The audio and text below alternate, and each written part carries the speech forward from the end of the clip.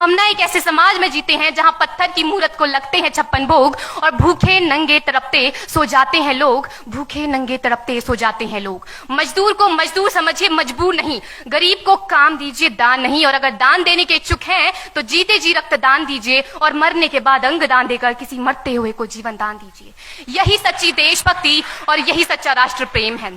ना सरकार मेरी है ना रब मेरा है, ना सरकार मेरी है ना रब मेरा है और ना ही ये बड़ा सा नाम मेरा है।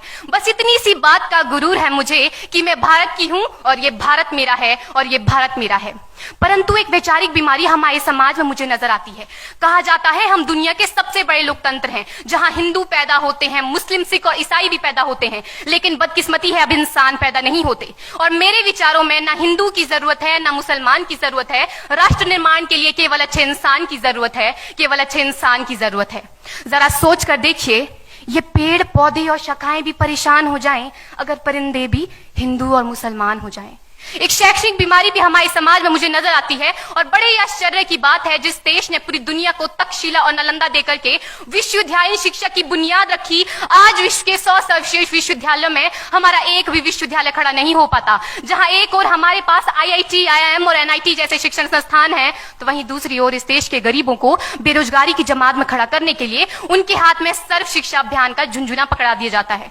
और मैं बता दूं, इस शैक्षणिक बीमारी का केवल एक कारण वो ये कि हमारे देश की शिक्षा नीति केवल 2 तरह के लोगों के लिए बनती है। पहले वो जो विद्वान हैं और दूसरे वो जो धनवान हैं।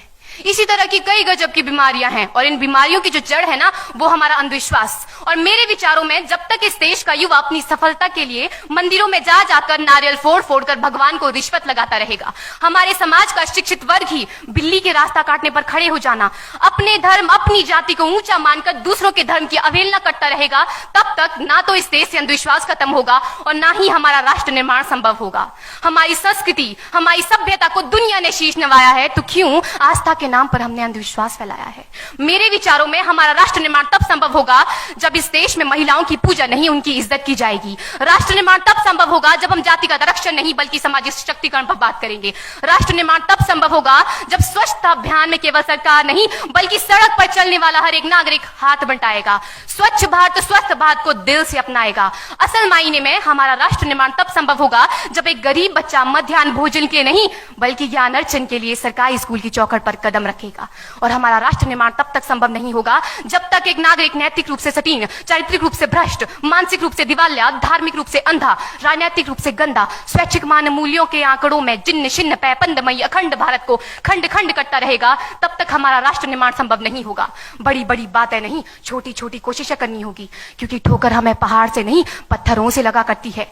I being an Indian, I being a student, I being a symbol daughter of this motherland feel proud to be an Indian। और मैं सैल्यूट करना चाहूंगी सरहद पर दिन रात हमारी रक्षा के लिए खड़े हर उस जवान को, इस देश की पुलिस, प्रशासन और किसान को, और इस देश के हर उस व्यक्ति को जो अपना काम पूरी ईमानदारी, पूरी मेहनत और पूरी लगन से करते हैं, जिनके बिना राष्ट्र निर्माण की कल्पना करना भी असंभव सा लगता है। और आज इस मंच पर पूरी जिम्मेदारी के साथ मैं भारत की बेटी ये कहती हूं कि हमारा राष्ट्र निर्माण तब संभव होगा जब हम सभी, मैं, आप, हम सब मिलकर प्रयास करेंगे, क्योंकि हमारे देश की जिम्मेदारी नहीं है हमें आगे ले जाने की, हमारी जिम्मेदारी है अपने देश को आगे ले जाने की, अपने राष्ट्र को आगे ले जाने की, अपने वतन को आगे ले जाने की। तो अंत में मैं बस यही कहना चाहूंगी, मेरा हिंदुस्तान महान था, महान है, महान रहेगा। मेरा हिंदुस्तान महान था, महान है, महान रहेगा। होगा हौसला सबके दिलों में बुलंद तो एक दिन पाकिस्तान भी जय हिंद कहेगा। पाकिस्तान ही क्यों, सारा जहान जय हिंद कहेगा, क्योंकि सारे जहां से अच्छा हिंदुस्तान हमारा, सारे जहां से अच्छा हिंदुस्तान हमारा। हम